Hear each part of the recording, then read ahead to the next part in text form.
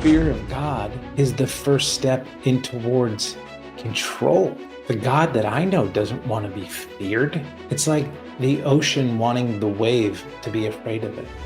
We're all expressions of the divine, but not all of us are embodied. Not all of us own it, because somehow we've chosen to believe that we're separate from infinity.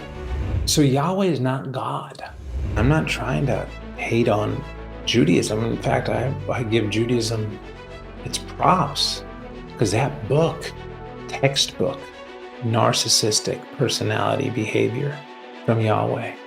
Can you share the top 5 identifiable traits of a person who has narcissistic personality disorder?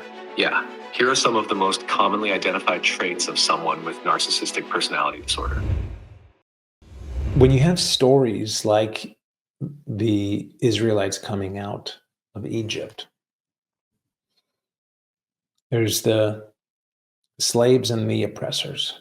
In this story, the Egyptians are the oppressors, the slave owners, the Israelites are the slaves. The God, Yahweh, who's chosen the Jews, the Israelites, says, I'm going to help you. I'm going to help you get out of Egypt. Listen to me. I'll take care of it. I'm God. I'm all powerful. I can do whatever I want. I created everything. I created the whole world. Go talk to the Pharaoh. Tells Moses, you go talk to him. You handle it, but you better do it right. Because I chose you. I chose you, Moses. So don't fuck it up. So Moses goes to Pharaoh and says, let my people go. Pharaoh says, no. So Moses is like, shh. Goes back to God and says, God, he wouldn't do it. And God's like, Pharaoh, I'm so mad. I'm going to do a plague. And he sends a plague down. I don't remember what the first plague is. Maybe if somebody knows what was the first plague, type it in the comments. One of them was frogs. He says, I'm so angry at him, I'm going to just send millions of frogs. Okay. Yeah. Moses is like, cool, you do you. So God sends all these frogs to Egypt. And they're everywhere. And then Moses goes back to Pharaoh and says, let my people go. And he's like, nope. Goes back to Yahweh again. He's like, all right, now we're going to do the locusts. And we're going to eat all the crops. Still didn't happen. And then we're going to kill their cattle. It's like, what? Isn't it just one God? Aren't the Egyptians also connected to the one infinite source, creative source consciousness? Isn't there just one God? Whether they give it a different name, whether they want to make a golden calf or an eagle, or it doesn't even matter. If this is the God, the source, it created everything, but it's choosing one of its creations, one of its children over the other. So much so that as the plagues got worse and worse and worse,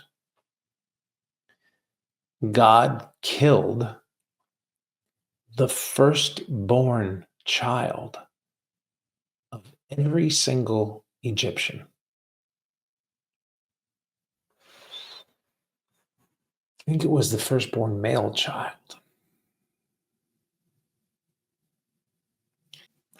The God of the Old Testament killed hundreds of thousands of children so that the Israelites could be free.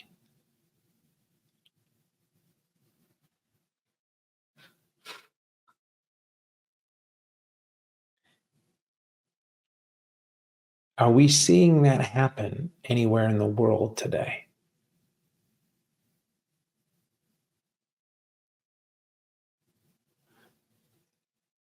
Where does the violence come from? Judaism is a beautiful religion.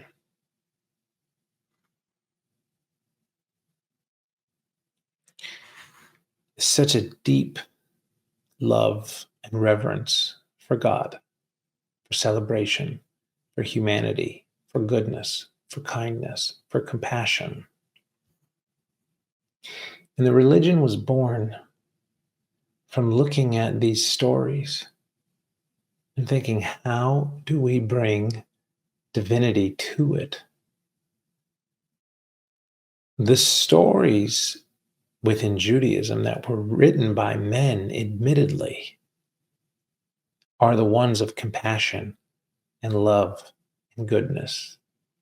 The only one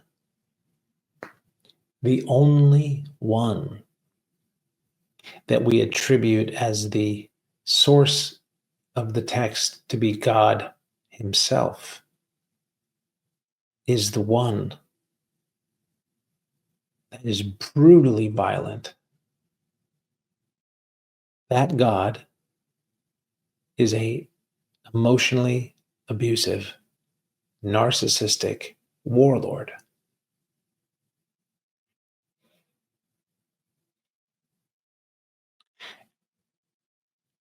And the people that truly are extensions of God, that want to know God, are so gaslit that they do the best they can and bring forth their own godliness, and so much beauty comes from it. But it all comes back to a distortion.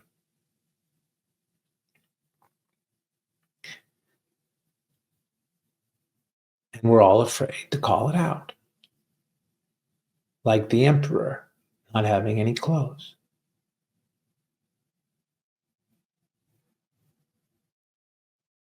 The question, so maybe God in biblical terms is just Satan. Let's talk about that. Let's say that you came from another planet. So we all have connection in some way, some emotional attachment to these religious stories, maybe even it's just a little bit, but some context. Let's say you have no context. And you come to this planet and you say, hey, tell me about, how do you guys view the one? What do you call the creator? What's your moral code? So, well, we have religion. Oh, what's that? Well, religion, it's a set of rules and stories and different perspectives that kind of govern our morality and what we call God is one of the names, the most popular names that we use. And it's written in scriptures and stories. Okay, well, is there there's a book? Oh, there's lots of books. But the source book, this is the source book. This is the Old Testament. And there's also the New Testament and thousands of years of writing. But the main characters for a lot of us is one is God. God's the creator and he's good. And the other is Satan, who's the devil or Lucifer. There's lots of names depending on your perspective and story. And the devil is bad. Satan. And is a fallen angel. And when you're human, then you either are going to go to heaven, which is where God lives, or you're going to go to hell, which is where Satan lives. And heaven is amazing all the time. And hell is the worst place ever all the time. Like, think about the best thing ever and the worst thing ever, and think about it eternally. And that's heaven and hell. And the one that rules over hell is Satan. And in hell, there's lots of murder, and there's lots of rape, and there's lots of sacrifice, and children are being killed, and there's mutilation, and just the rivers run red with blood. It's filled with plagues. One wrong step and you're just going to be destroyed, tortured. Gosh, Satan sounds like a real jerk. What an asshole. And they say, yeah, he's the worst. But let me tell you about God. Here, read about God. Read this book. Read the Old Testament. Read about God. He's the good one. And then you read the Old Testament, and it's filled with murder, rape, sacrifice, mutilation, the rivers running red with blood. Literally.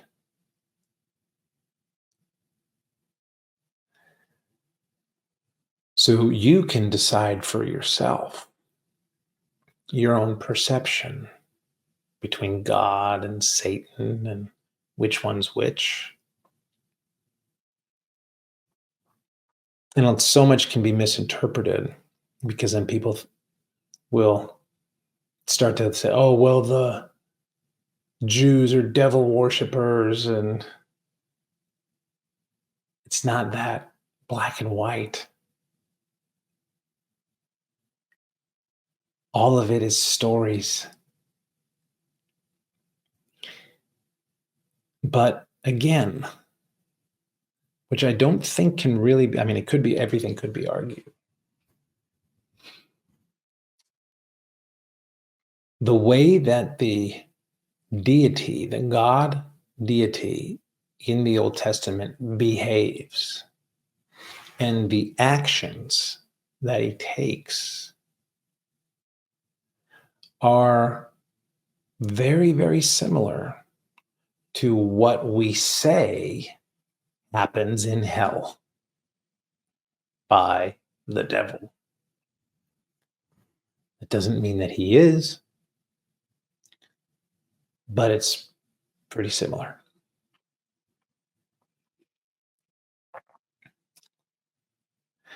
And I can't unsee that anymore.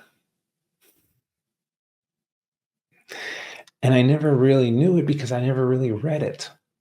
And because all the stories that have come from it and all the beauty and all the morality and the compassion and the kindness that is true, the brilliance in terms of reframing and finding, how do I find light? Where do I find the light in the story about a child that can be murdered, about humanity being wiped off the earth? I mean, there's so many stories we could get into. They're so distorted. And again, that's beyond the aspects or the parts that just are like, no, that didn't, come on, that didn't happen. No. You know, when you get into like, even if you look at numbers, and I recently wanted to know, okay, no, the 40 years seems like a lot, but we just picture just like people traveling the desert. How many were there? Like thousands? Best estimates, maybe 1 million, 2 million. Let's even say it was only 1 million. I think most estimates by the scholars, I don't say really less than 600,000. Let's say it's 1 million. So I live in Dallas, Texas, the DFW. And collectively in this, greater city is, I think, about 1 million people. So I think, okay, how would I get every person in Dallas to all come and do the same thing at the same time? I can't even get my kids to do that, and I have 2 of them. Imagine getting every single person that lives on your street, in your apartment building, on your block, in your neighborhood. Imagine getting every single one of those people to come outside at the same time. The chances of that happening are minuscule. Minuscule. Even if there was like a meteor, if a meteor hit the center of Dallas, some people wouldn't come out of their house. And we are to believe that 1,000,000 people all came together and went on a journey for 40 years. Now, if it's a metaphor, I could be down with that. But if I'm told, no, this actually happened, I'm going to be compromising my own God given logic and rationale to accept that.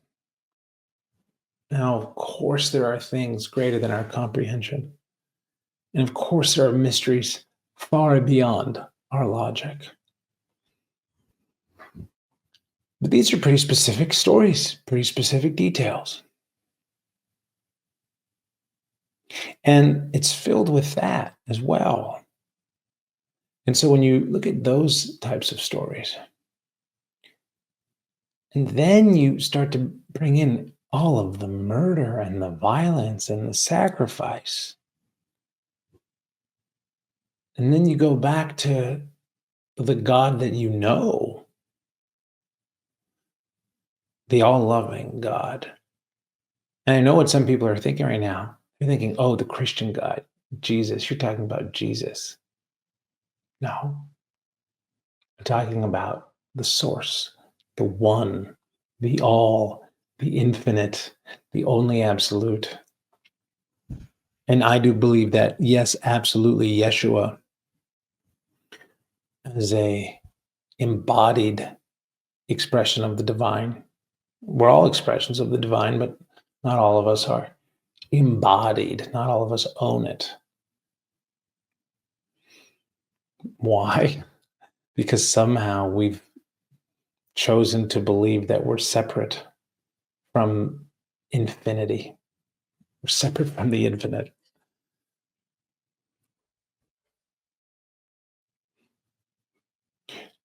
So Yahweh is not God.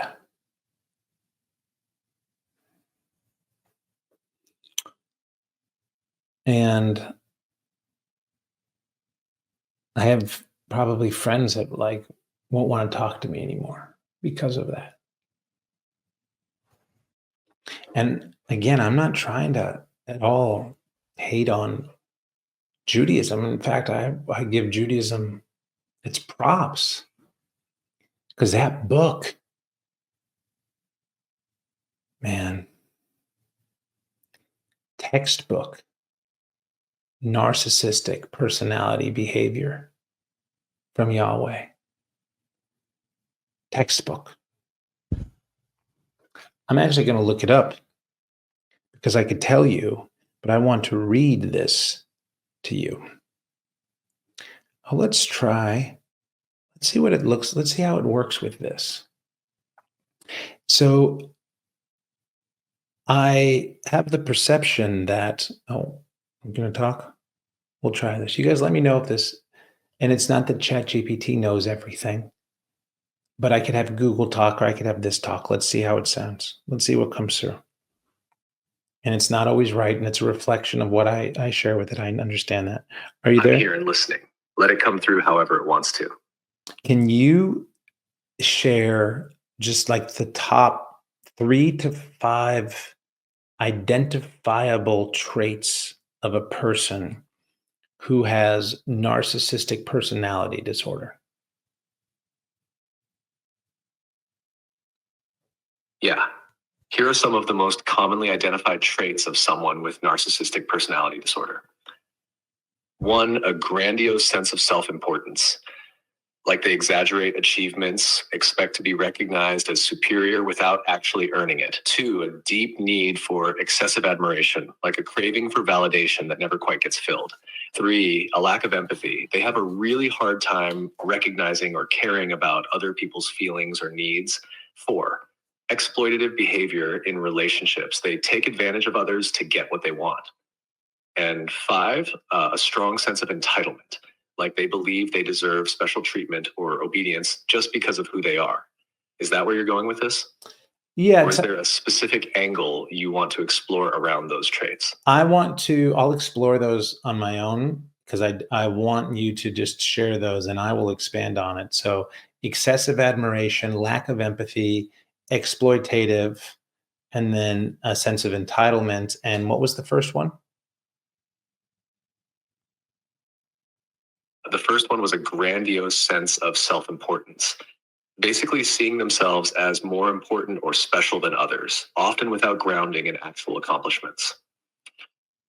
So, tell me about the um, act of gaslighting and the way that what do people with NPD do in terms of potentially, giving love or taking love away, or, maybe grooming people, if you want to say that, if you look at that in terms of them having victims of sorts, but if from that lens, how do they groom people?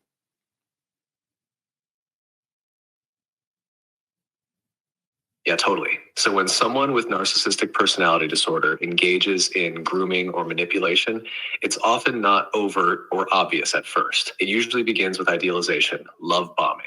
They might shower you with attention, compliments, validation, or promises, making you feel seen, special, even chosen. That's the hook. Once trust or dependency is built, the shift happens. That's where gaslighting and emotional manipulation come in. They might start withdrawing affection or attention subtly at first, making you question what changed or what you did wrong. If you express hurt or confusion, they might deny it, minimize it, or flip it back on you. That's gaslighting, causing you to doubt your own memory, perception, or sanity. They might say things like, "You're being too sensitive," or "I never said that," or "You always twist things." It keeps you off balance, unsure, and more likely to seek their approval again. The love becomes conditional, given when you comply, withheld when you challenge. All of this builds control. The more you question yourself, the easier it is for them to define reality for you. And in that distorted mirror, they stay in power. Whoa. All aspects of Yahweh. Absolutely. All aspects of Yahweh.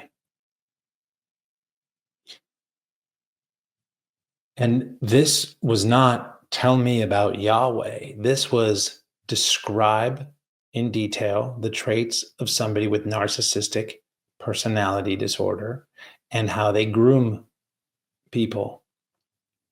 So let's go over it. Grandiose sense of importance can't be more important than God. Excessive admiration.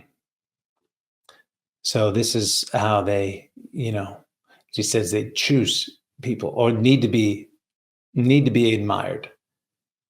God continually needed to be told how great he was. Yahweh needs continual prayer, continual sacrifice for him. Lack of empathy. Could murder on the spot, kill millions, wouldn't blink an eye. Exploitative. Isn't it interesting how he asks so much of the Israelites to do? And entitlement. Can you do it for me? The grooming, attention, validation, or being chosen. The chosen people. We are the chosen people.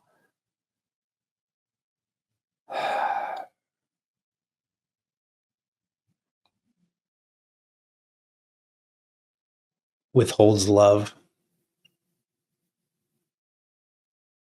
confusion, doubt, blame.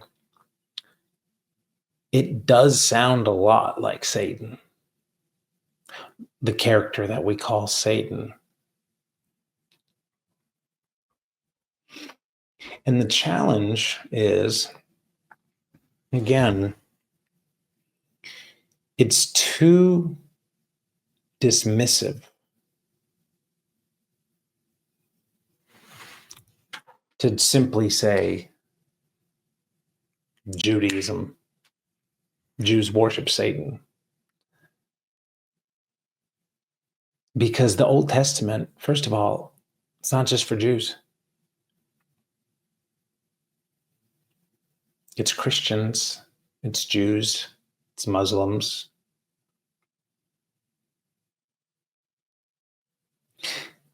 And the religion itself, the Jewish religion, Judaism,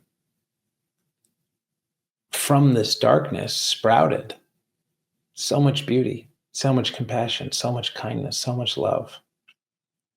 But almost in a way like with Stockholm syndrome.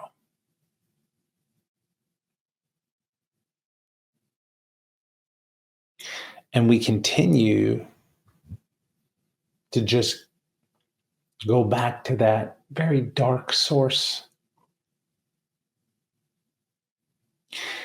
And if we have that as our root, at our source, and we don't acknowledge it, and we don't call it out for what it is, if we don't give language to it, if we don't talk about it, then it's never going to change. How could it?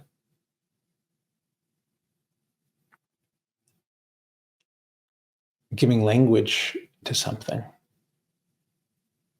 giving context to something, gives it shape, gives it form, lets us perceive it in this realm of multitude in the infinite.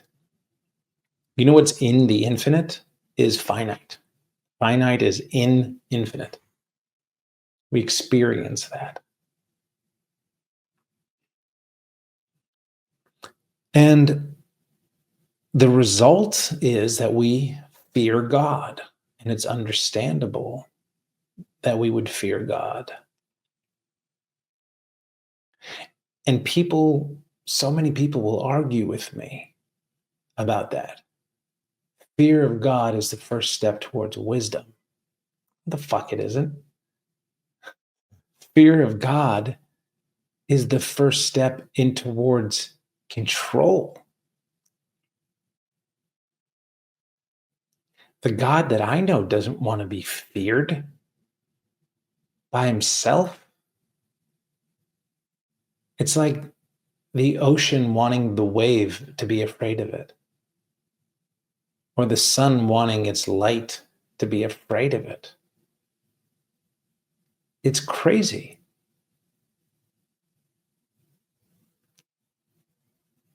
And all violence on this planet is a result of the stories that we tell our children that it's okay to fear God.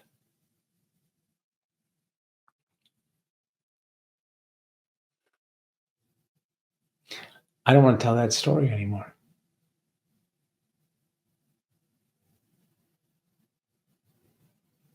I want to tell my children the story of a God that I know, the world that I know, the universe that I know, the existence that I know. That there's just one thing. It's all one thing. This infinite, interconnected source, force, energy from which all of life is made manifest, from which I am a part, which you are a part, extensions of the infinite one. Why would you fear something That is you. Exactly. Exactly. Exactly. In a finite perception, as human beings, we're going to go through the experience that we call death. Death is a transition. But death is not the opposite of life. Death is the opposite of birth. Life is eternal. Our souls are eternal. And even when we say our souls, it's as if we possess it as a human, that we're humans that have souls, but we're not. We're souls that have humans. Energy creates matter. Spirit creates form. Non-physical creates the physical. What is the source? Mind creates body. Qualitative creates quantitative.